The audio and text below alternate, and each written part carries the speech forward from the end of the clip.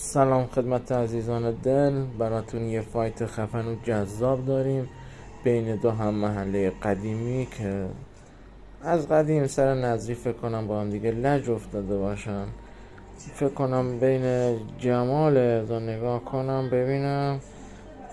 بله، خود جمال سیاس و جمیله قمر. حالا به جمیله قمری بهش میگن جمیله قمر. حالا جمیله، حالا هر جور دوست دارین صداش کنیم.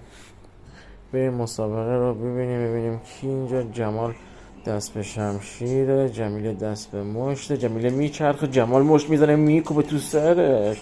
جمال اومده پاره کنه مشت رو توی صورتش رو میگوزونه، خراب میکنه صورت رو. میانه و صورتی داره پدر درارم، پدر سکس و بیلا خاندان. باید بستنی کیمه بکنم توی چشت، فایده نداره. جمیله افتاد.